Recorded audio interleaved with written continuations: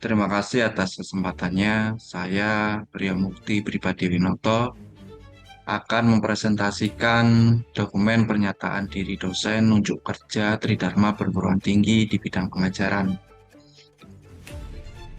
Untuk profil saya adalah dosen aktif sejak tahun 2019. Saya ada di program studi S1 Keperawatan, Fakultas Keperawatan dan Kebidanan Universitas Nahdlatul Ulama Surabaya. Di pendidikan formal sarjana di keperawatan Universitas Airlangga dan S2 saya ada di keperawatan Universitas Brawijaya. Ya. Untuk mata kuliah yang diampu selama di Universitas Nahdlatul Ulama Surabaya adalah keperawatan gawat darurat, nanti sambung sama manajemen bencana dan keperawatan medikal bedah serta sistem informasi perawatan. Mata kuliah yang diampu garis besarnya dengan penjelasan deskripsi mata kuliah, terus tujuan pembelajaran, kemampuan mahasiswa yang diharapkan, materi pembelajaran, sistem dan metode pembelajaran, penilaian pembelajaran, serta contoh interaksi dosen dan mahasiswa. Deskripsi mata ajar keperawatan gawat darurat. Mata kuliah ini membahas prinsip dasar keperawatan gawat darurat serta keterampilan dasar dalam penanganan pasien kritis.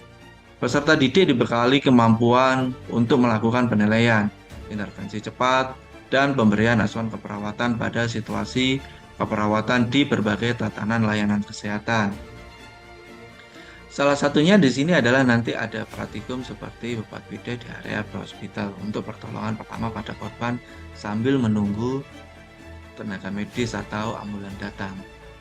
Tujuan pembelajaran adalah mahasiswa diharapkan mampu memahami dan menerapkan konsep dasar keperawatan gawat darurat, termasuk triase, resusitasi, dan penata laksanaan pasien di bidang pra rumah sakit maupun rumah sakit. Mahasiswa juga mampu menjelaskan prinsip psikologi first aid, manajemen obat-obatan, gawat darurat, serta mendemonstrasikan keterampilan pengkajian dan penyusunan dokumentasi serta asuhan keperawatan secara tepat dan profesional dalam situasi kegawat daruratan.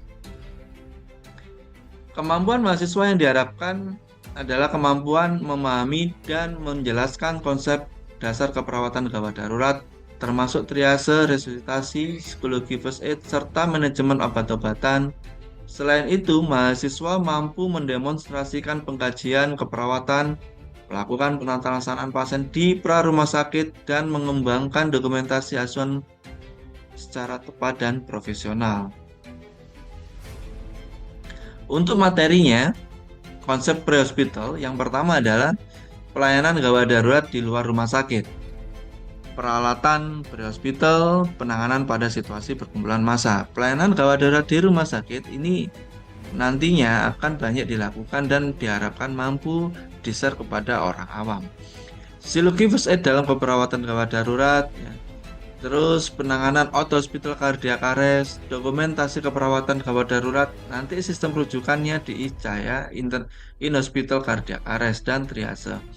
Asuhan keperawatan pada kasus gawat darurat sistemik, aktivasi dari EMS, Chain of Survival, Emergency Medical Services, penerapan basic life support, kegawatan sistem pernafasan, trauma kapitis, cedera medula spinalis, dan yang terakhir adalah kegawatan pada abdomen dan sistem perekonomian. Nantinya dari penerapan basic life support ini merupakan salah satu kompetensi dasar yang harus dipahami dan harus dikuasai oleh mahasiswa dengan high quality CPR sebagai mode pengukurannya. Bahan ajar yang saya pakai di situ nanti ada Christensen, ya, ada Delaun, Emergency Nursing Association, dan Manchester Triage Group. Metode pembelajaran yang saya pakai ada dua. Nantinya di situ ada asinkronus sama sinkronus. Yang asinkronus digunakan untuk membagikan kontrak pembelajaran melalui kontrak kuliah RPS, materi perkuliahan, serta pengumpulan bahan diskusi melalui esorogan. Ya, ini salah satu potret atau salah satu capture yang kita punya di Universitas Nahdlatul Ulama Surabaya. Metode pembelajaran sinkronus, di situ nanti ada diskusi dua arah antara dosen dan peserta didik. Ya, untuk penanganan pembelajaran nanti semuanya masuk di dalam esorogan. Dan pengambilan nilainya saya memakai Microsoft Form. Contoh interaksi dosen dan mahasiswa yang sinkronus secara offline. Contohnya seperti ini. Ya, kita diskusi bareng, ya, diskusi bareng. Terima kasih, itu dari saya tentang dokumen pernyataan diri dosen untuk unjuk kerja di Dharma Perguruan Tinggi. Wawul Mafik Ilayah Wamitorik. Wassalamualaikum warahmatullahi wabarakatuh. Assalamualaikum warahmatullahi wabarakatuh. Selamat siang, bagaimana kabarnya? Alhamdulillah, alhamdulillah luar biasa. Yes, ya. Jadi di pertemuan yang lalu saya sudah menjelaskan tentang perihal RPS. Ya, RPS itu nanti di salah satunya nanti ada materi tentang berhospital. Nah, di materi berhospital ini cocok sekali buat Anda semua. Jadi nanti Anda mau nolong di area berhospital sebelum jadi nakes tak masalah. Karena di situ ada tata caranya. Biar aman, tidak ditangkap polisi ya. Yes. Jadi tujuan pembelajaran ini menyelesaikan pembelajaran mata kuliah ini mahasiswa akan mampu menjelaskan konsep keperawatan gawat darurat pra rumah sakit sehingga area hospital itu adalah area berhospital. Hampir sama ya. Dalam waktu kegawatan nantinya Anda sebagai orang awam calon ya. Calon amin kalau saya amin sih. Ya, calon nakes itu nanti di dalam kegawatan ini Anda bisa menjadi sumber suara atau nanti Anda bisa mengajari orang-orang awam itu pertolongan yang baik dan benar sehingga tidak mati di jalan. Kasihan. Ya. Ini adalah salah satunya Senses Up. Senses Up itu dimulai saat panggilan ambulan. Jika ada orang kecelakaan, Anda wajib panggil ambulan. Kalau Anda di rumah tidak harus panggil ambulan, bolehlah panggil ambulan. Kalau memang ada tetangganya punya mobil, bolehlah itu nanti bisa dibawa, ya. Bisa itu nanti. Tapi nanti kalau memang Anda punya nomor ambulan, itu adalah panggilan ambulan masuk dan penolong mengantisipasi kemungkinan yang akan ditemui di tempat kejadian. Penolong harus memikirkan peralatan apa saja. Misal, halo, nama saya Priyo, di sini ada pasien tidak sadarkan diri, minta tolong kirimkan ambulan. Kira-kira di sini kakinya patah, sudah terlihat tulangnya patah, minta tolong bawakan bidet set. Ya, sekalian pasangkan infus karena perdarahan banyak. Itu adalah memikirkan peralatan apa saja yang dibutuhkan oleh ambulan. Maka dari itu, apakah sumber daya yang lain dibutuhkan? Minta tolong bawa sekalian nanti sekalian dokternya atau perawatnya nambah. Karena di sini pasiennya lebih dari satu. Kalau bisa ambulannya bawa 2. Itu contoh. Ya. Sehingga unit bantuan lain atau peralatan spesifik protokol insiden massal jika ada di situ. Ya. Kita kan sering lihat kecelakaan-kecelakaan massal di area Surabaya. Banyak loh. Banyak karena kejadian pulang kampung, liburan panjang ya.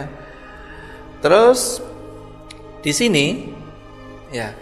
Terlepas dari peningkatan baru-baru kurang dari 40% individu dewasa menerima CPR dan kurang yang dimulai oleh individu awam. Nah, ini masalahnya. Ya. Sambil nunggu ambulan, sambil nunggu bantuan datang, RCP dilakukan. Ya.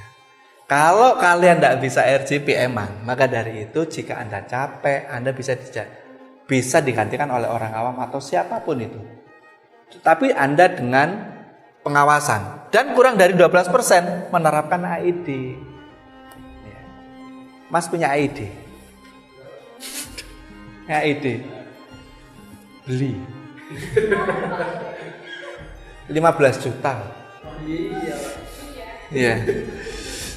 Sebelum kedatangan EMS, Emergency Medical Services. Nah, itu. Nah, dari situ nanti misal saya telepon gitu.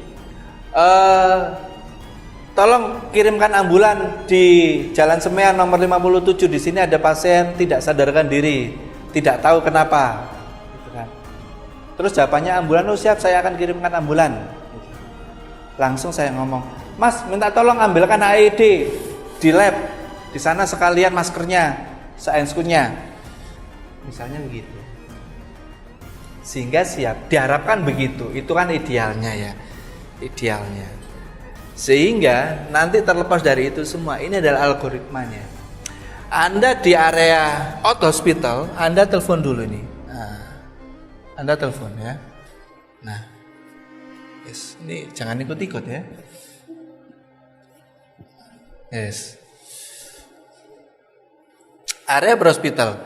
Anda telepon sambil nungguin aktivasi respon, Anda melakukan CPR. Kalau ada defib gak apa-apa. Kalau tidak ada, ya gitu. Wes sisanya nanti dibawa ambulan dan dibawa ke rumah sakit. Diharapkan pulangnya sembuh esok gandengan begini. Ada yang ditanyakan sebelum saya lanjutkan? Mau tanya? Untuk tingkat persentase keselamatan dari korban yang ditolong menggunakan RCD biasa sama yang menggunakan AED itu ini Pak. Angka kehidupan maksudnya? Angka kehidupan itu saja nih harus pakai AED. Karena apa? Di sana itu nanti ada kelistrikan apa enggak? Ya, ini contohnya. Nah, ini ya. Di sini Anda itu harus tahu irama-irama kematian kalau ngomongkan AED ya. Di situ nanti yang pertama, dia ada aktivitas listrik atau tidak di jantungnya maksudnya. Kalau punya AED, ya. Kalau ya oke, nggak masalah. Kalau tidak, ini asistul. Kalau ada, apakah QRS-nya sempit atau tidak? Nah ini masuk di sini. Nanti Anda dapat materi ini.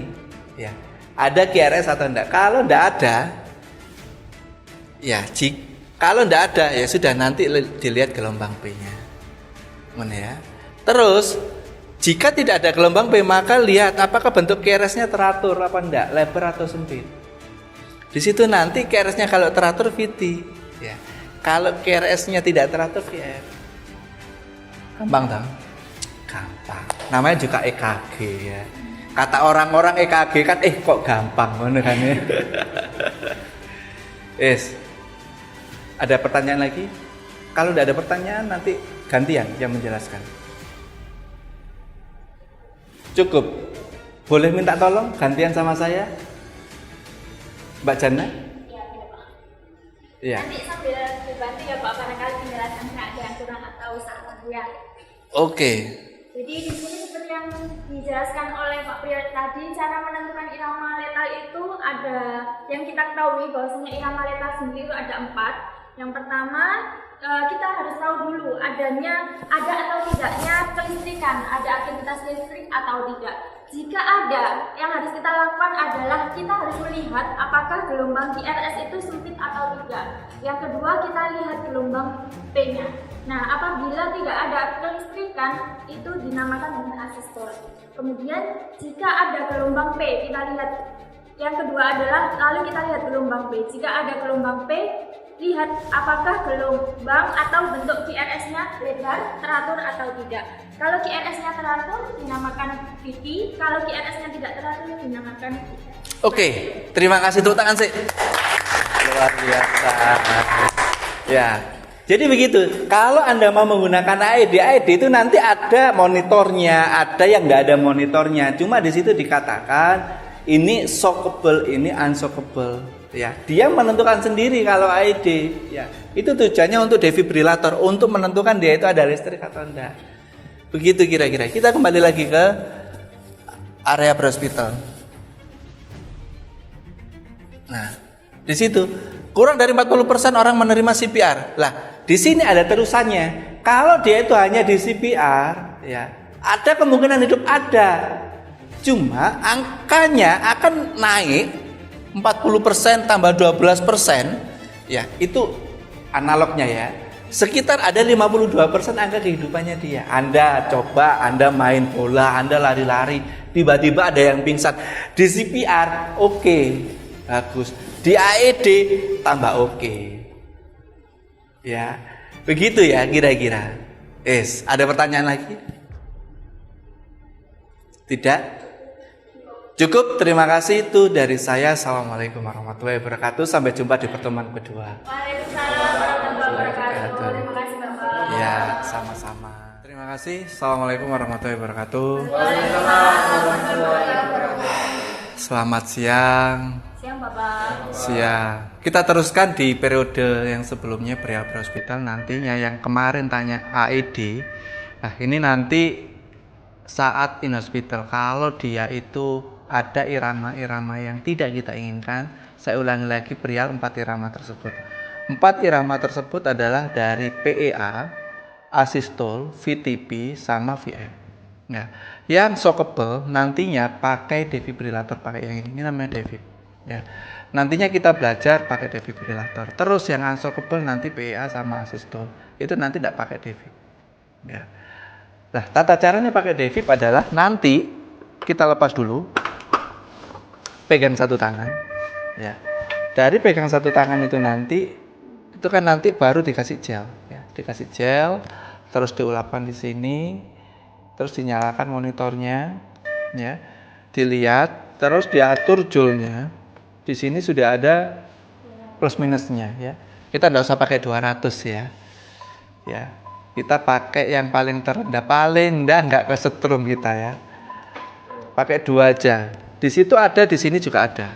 Nah, ya, di sini ada ya, plus minusnya. Jadi nanti tinggal pencet-pencet aja yang di sini enak. Ya.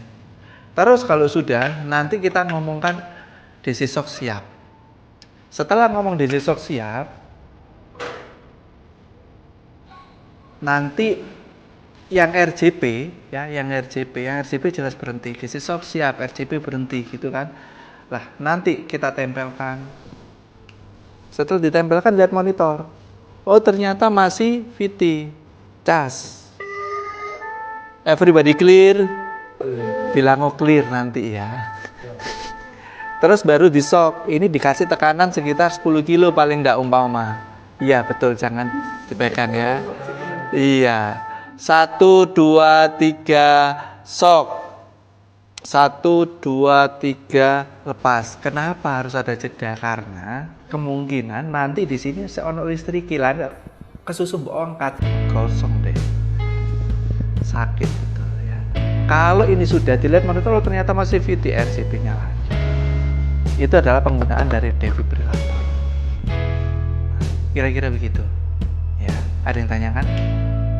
Nah, kalau tidak ada ditanyakan, nanti kita coba simulasi untuk ALS ya, dari kelanjutan dari yang kemarin, yang pertemuan pertama dari AED nanti ke in hospital. Kita coba pertama 5 siklus awal ya, 5 siklus awal nanti kita pakai AED. Kita pakai defibrillator. Di situ nanti dari saya terus nanti sampean yang ngebak. Gitu ya. Oke? Ya, oke ya. Oke, simulasi pertama ada leadernya. Kira-kira siapa leadernya?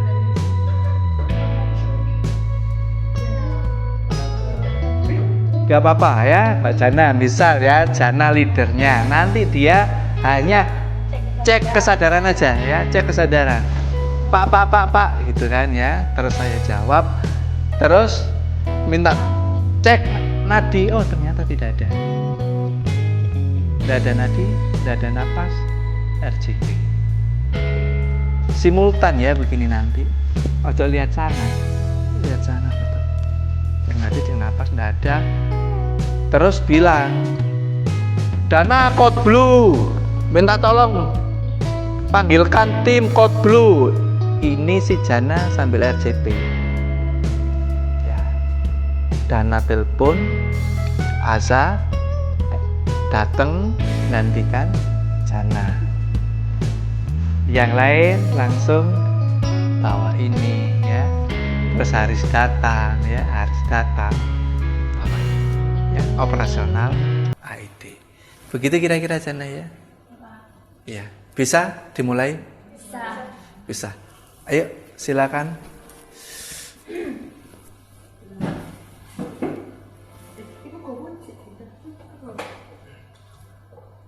Ya. Misalnya ini kita menemukan seorang pasien yang tidak sadarkan diri. Yeah. Yang pertama yang harus kita lakukan adalah kita lakukan 3A, yaitu aman diri, aman lingkungan, aman pasien. Kemudian yang kita pastikan adalah cek kesadaran pasien. Pak. Nggak respon. Kemudian kita cek nadi karotis sambil kita dengarkan. Tidak ada nadi, tidak ada nafas. Yang kita lakukan adalah lakukan RJP. Code blue, ruang azan Kak. Di telepon ke telepon di ruang nawar 1A. Haris datang. Ya, pasang monitor. Cek itu kabel-kabel. Ya, cek kabel-kabel. Asa. Jinx. Iya, change. Langsung change. Cek. Ya. Nah, good. Nyalakan monitornya. Putar aja. Nah, sip. Nyalakan.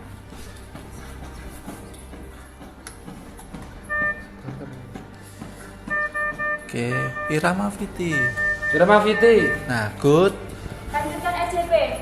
Siapkan DC shock. Siapkan DC shock. Oke, good.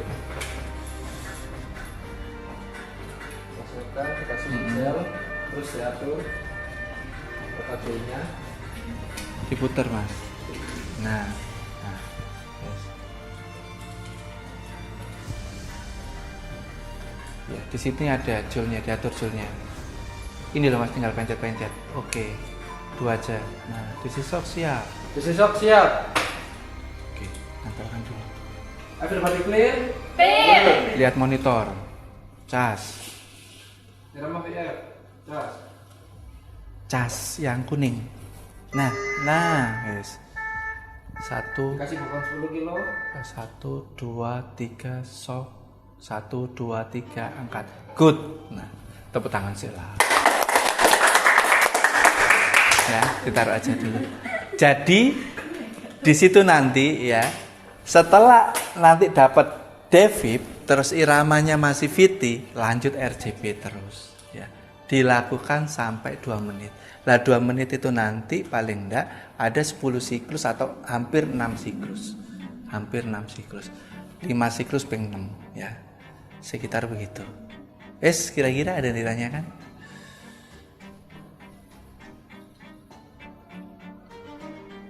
Izin bertanya Bapak, kan Iya. biasanya itu ada devib, ada kardioversi sama defibrilasi. Lah itu perbedaannya apa Bapak? Nah, sip itu ya. Ini yang jarang tahu ya.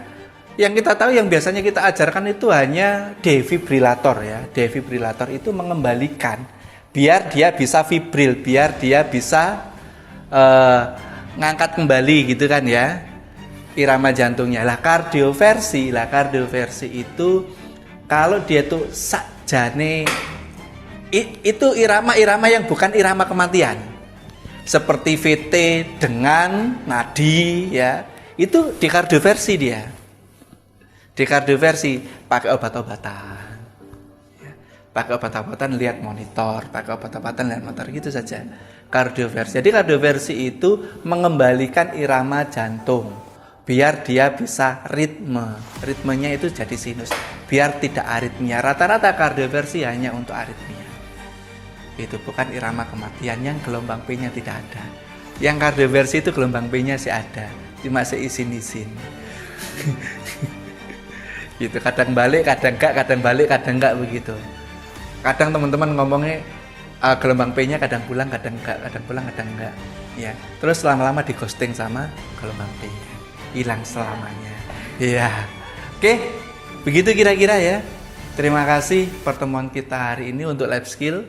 Ya, saya harap nanti di pertemuan berikutnya kita bisa coba bareng-bareng dengan simulasi semakin bagus. Ya, terima kasih. Itu dari saya. Assalamualaikum warahmatullahi wabarakatuh. Waalaikumsalam warahmatullahi wabarakatuh. Terima kasih, Bapak. Terima kasih Bapak.